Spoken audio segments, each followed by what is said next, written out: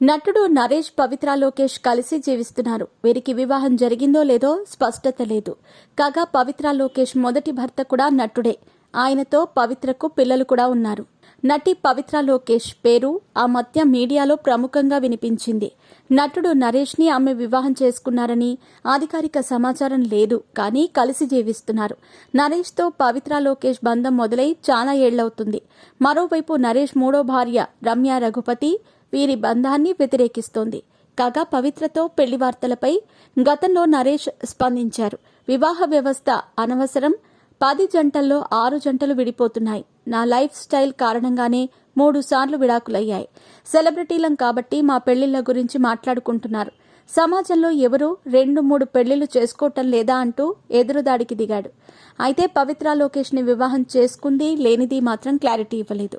పవిత్ర లోకేష్ మొదటి భర్త నుండి అధికారికంగా విడాకులు తీసుకోలేదు. ఆ కారణంగానే నరేష్ పవిత్ర రహస్య వివాహం చేసుకున్నారు. విడాకులు వచ్చిన తర్వాత అధికారికంగా ప్రకటిస్తారనే ఒక వాదన ఉంది. ఈ క్రమంలో అసలు పవిత్ర మొదటి భర్త ఆయన ఎవరు, నేపథ్యం ఏమిటో తెలుసుకోవాలని చాలా మంది ఆసక్తి చూపిస్తున్నారు. ఆ వివరాలేంటో ఇప్పుడు చూద్దాం. పవిత్ర లోకేష్ భర్త సుచేంద్ర ప్రసాద్ కన్నడ పరిశ్రమకి చెందిన నటుడు. ఆయన రచయిత, దర్శకుడు కూడాను. 2002లో మల్లికా ప్రసాద్ సిన్హా అనే అమ్మాయిని అతను వివాహం చేసుకున్నారు. వీరికి 2006లో విడాకులయ్యాయి. అనంతరం 2007లో పవిత్ర లోకేష్ ని ప్రేమ వివాహం చేసుకున్నారు. వీరికి 2 సంతానం. కొన్నేళ్లుగా సుచేంద్ర ప్రసాద్తో పవిత్ర విడిగా ఉంటుంది. వీరి మధ్య మనస్పర్ధలు తలెత్తగా విడాకుల వరకు మ్యాటర్ వెళ్లిందట. అయితే సుచేంద్రని పవిత్ర ప్రేమించి పెళ్లి చేసుకోవటం విశేషం. నరేష్తో బంధం ఏర్పడక ముందు ఓ ఇంటర్వ్యూలో భర్త సుచేంద్రతో ప్రేమ, పెళ్లికి సంబంధించిన సంగతులు ఆమె షేర్ చేసింది. మీ పెట్స్ కి గ్రూమింగ్ నుంచి బర్త్డే సెలబ్రేషన్స్ వరకు అన్నింటిలో మంచి ఆఫర్స్ ని మాయా టైల్స్ అండ్ ట్రయల్స్ వారు మీ ముందుకి తీసుకుని వచ్చారు. ఎక్కడో కాదు, మన బాజ్పల్లిలో. Phone number 8985555318.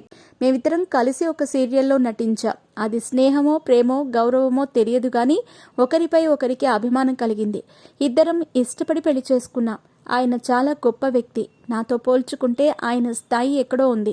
అలాంటి వ్యక్తిని మరొకరిలో చూడలేం. ఆయనలో ఒక్క లోపాన్ని కూడా నేను గమనించలేదు. నాతో ఎంతో గౌరవంతో మెలుగుతారు అని పవిత్ర తెలిపింది. పవిత్ర ఇంకా మాట్లాడుతూ, ఆయన రచయిత, దర్శకుడు, నటుడు కూడా. కానీ నాకు నటుడిగానే నచ్చుతారు. మేము కలిసి జంటగా నటించే అవకాశం వచ్చింది. కానీ ఇద్దరం ఒకేసారి షూటింగ్కి వెళితే పిల్లలను చూసుకోవటానికి ఎవరూ ఉండరు.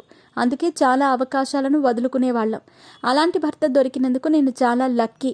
కొంచెం టైం ఉన్నా సరే సుచేంద్ర నాకు వండి పెడతారు. ఇంట్లో అన్ని పనులు ఆయనే చేస్తారు. ఆయన నేను తనకే సొంతమని భావించేవారు. అందుకే నా సినిమాలు కూడా చూసేవారు కాదు. నేను కూడా ఏ రోజు ఒత్తిడి చేయలేదు. నా సినిమాల్లో మీకు నచ్చిన చిత్రం ఏంటని కూడా అడగలేదు. ఆయన కూడా తనకు ఏ సినిమా నచ్చిందనే విషయాన్ని చెప్పరు. ఇంట్లో ఉన్నప్పుడు మా సినిమాల గురించి మేము మాట్లాడుకోమని పవిత్ర తెలియజేసింది. ఆమె మాటలను బట్టి సుచేంద్రపై ఆమెకు చాలా ప్రేమాభిమానాలున్నాయి. అలాంటి వీరి మధ్య మనస్పర్ధలు ఎందుకు వచ్చాయనేది ఆసక్తికరం. అయితే పవిత్ర లోకేష్ తనను వదిలేశాక సుచేంద్రన్ కీలక ఆరోపణలు చేశారు. పవిత్ర నరేష్ పక్కన చేరటానికి కారణం డబ్బు. నరేష్, పవిత్ర ఇద్దరూ కలిసి జల్సాలు చేస్తూ విజయ నిర్మల గారి కష్టార్జితాన్ని పాడు చేస్తున్నారు. అంతేకాదు, లగ్జరీగా జీవించటం పవిత్రకు ఇష్టమని, ఆమెకు డబ్బులు ముఖ్యమని సుచేంద్ర ప్రసాద్ చెప్పారు. సుచేంద్ర మాట్లాడుతూ, నా దగ్గర డబ్బులు లేకపోవడంతో నరేష్ను పెళ్లి చేసుకుందని, అతడి దగ్గర డబ్బు అయిపోతే మరొకరి దగ్గరకు వెళ్లిపోతుందని ఆరోపణలు చేశారు. తన డబ్బు వ్యామోహంతో కన్న పిల్లలను కూడా వదిలేసి వెళ్లిపోయిందన్నారు. సుచేంద్ర కామెంట్స్ అప్పట్లో సంచలనం రేపాయి. గతేడాది మళ్లీ పెళ్లి టైటిల్తో పవిత్ర లోకేష్, నరేష్ ఒక చిత్రం చేశారు. అది నరేష్ జీవితం ఆధారంగా తెరకెక్కింది. పవిత్ర లోకేష్, రమ్య రఘుపతి పాత్రలు కూడా ఉన్నాయి. ఈ సినిమా విడుదల ఆపాలంటూ రమ్య రఘుపతి కేసు వేసింది. తన క్యారెక్టర్ని కించపరిచేదిగా ఈ మూవీలో చిత్రీకరించారని ఆమె ఆరోపణలు చేశారు. మళ్లీ పెళ్లి చిత్రాన్ని మాత్రం ఆమె ఆపలేకపోయింది. నన్ను మంచిగా చూసుకునే తోడు దొరికింది. ఇక నా జీవితం పవిత్రతోనే అని నరేష్ పలుమార్లు వెల్లడించారు.